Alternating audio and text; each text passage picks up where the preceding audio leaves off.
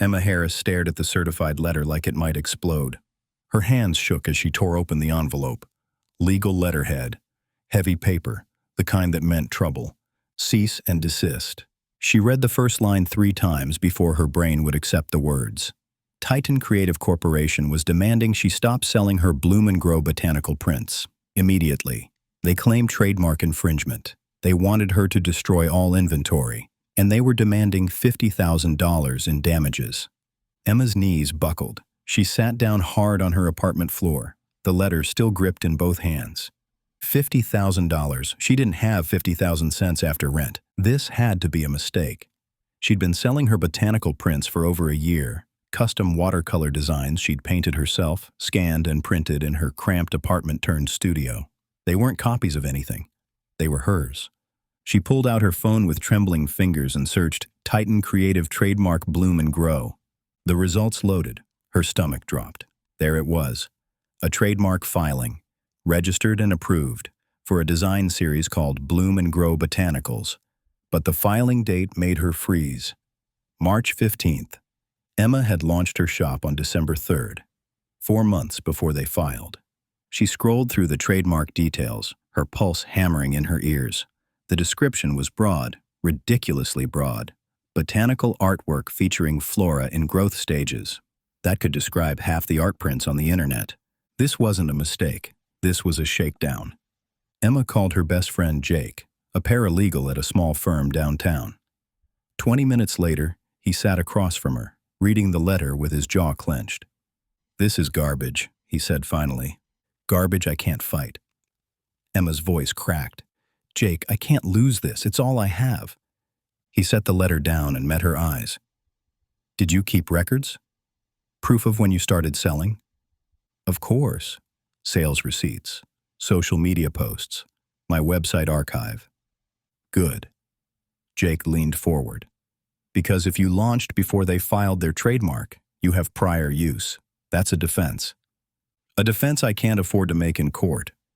"Maybe you don't have to go to court." He tapped the letter. "Let me dig into this company first." For the next 2 hours, Jake searched while Emma sat frozen on the couch. Finally, he looked up. "Emma, you need to see this." He'd pulled up a forum for small business owners, a thread titled, "Has Titan Creative Corp targeted you too?" There were dozens of replies, a jewelry maker, a candle company, a sticker artist, all small creators, all hit with cease and desist letters for broad trademark claims, all too scared or broke to fight back. Most had shut down their shops. "They've done this before," Jake said quietly. "A lot." Emma's chest went cold. "It's a pattern. It's a strategy." Jake scrolled through the posts. They file trademarks, wait for small businesses to grow, then squeeze them for settlements or force them to close. They know most people can't afford lawyers. Emma felt something shift inside her. Not hope, not yet, but something sharper. Anger. "What if I sent one back?" she said softly. Jake blinked. "What?" Emma looked at him, her voice steady now. "What if I sent them a cease and desist?" For a moment, Jake just stared. Then, slowly, a smile spread across his face. "You know what? Let's find out." They worked until 3 in the morning, building Emma's case. Jake helped her organize every piece of evidence, screenshots, receipts, emails, social media archives. They documented her entire timeline, every sale, every post, every proof point that she'd been first. When they finished, Emma read through the final draft one more time. The letter was firm, professional, and backed by undeniable evidence of prior use. "Therefore, I demand that you immediately cease and desist from making false claims of trademark infringement against my business. Furthermore, I demand that you withdraw your fraudulent trademark filing." Emma's hand hovered over the mouse. One click. That's all it would take. "You sure about this?" Jake asked softly. Emma thought about the late nights painting, the joy of her first sale, the dream of building something that mattered. "I'm sure," she said, and she clicked send. The reply came 3 days later. Emma opened it with shaking hands. The email was short, cold, and 10 times more threatening than the first letter. Your baseless accusations constitute defamation. We are prepared to file a lawsuit seeking damages in excess of $150,000. This is your final warning. $150,000. They'd tripled their demand. Emma called Jake, barely able to speak. This is a scare tactic, he said firmly. They're trying to make you panic. But Emma, they're escalating fast. That tells me they're scared too. What do I do? There was a pause. You go public. That night, Emma posted her story on every platform she had. She kept it factual. She shared screenshots of both cease and desist letters. She explained the timeline. And she ended with one line. I'm just a small business owner trying to survive. They're a corporation trying to crush me. You decide what's right. Within hours, her post went viral. Comments flooded in, people sharing their own stories, people tagging news outlets, people expressing outrage. A journalist from TechWatch reached out. Emma did the interview, her hands shaking, but her voice steady. The article went live 2 days later. Small business owner fights back against corporate trademark bullying. It was thorough, fair, devastating. It included Emma's timeline, screenshots, and quotes from other creators who'd been targeted. The journalist had found evidence that Titan had done this at least 20 times in the past 3 years. The article went viral. Within hours, it was everywhere. Small business groups picked it up. Larger outlets followed. Emma's inbox exploded with support. Then came the email that changed everything. Emma, I'm Sarah Mitchell, an intellectual property attorney. What Titan is doing is unconscionable. I'd like to represent you pro bono. No fees, no charges. Emma cried when she read it. But that same night, another email arrived from Titan's legal department. We are filing a lawsuit against you for defamation, tortious interference, and trademark infringement. You will be served within 48 hours. Emma forwarded it to Sarah, her hands shaking. Sarah called her immediately. Emma, listen to me. This is exactly what we expected. They're trying to intimidate you into silence. But here's what they don't know. You're not alone anymore. What do you mean? Check your email, the one I just sent. Emma opened it. Her breath caught.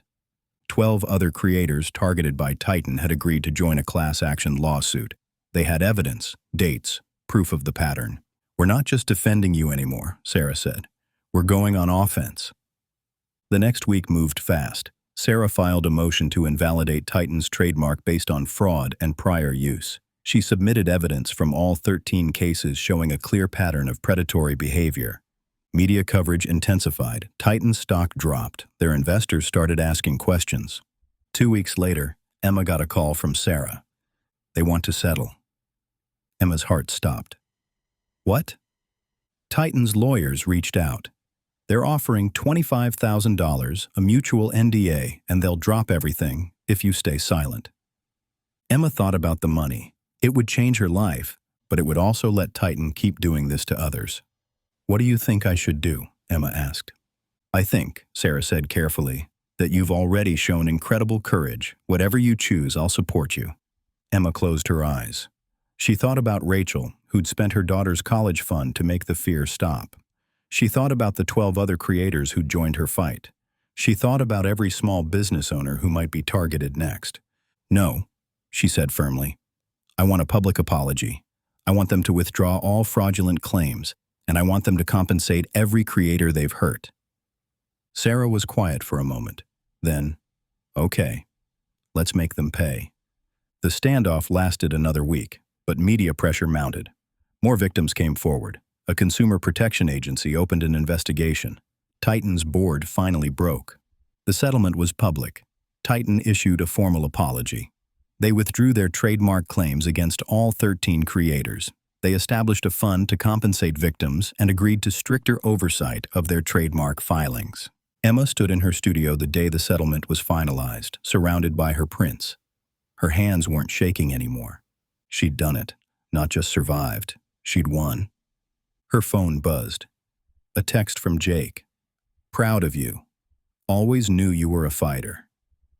Emma smiled and picked up a package ready to ship. Inside was a Bloom and Grow print with a handwritten note. Thank you for standing with me. She sealed it carefully and carried it to the post office.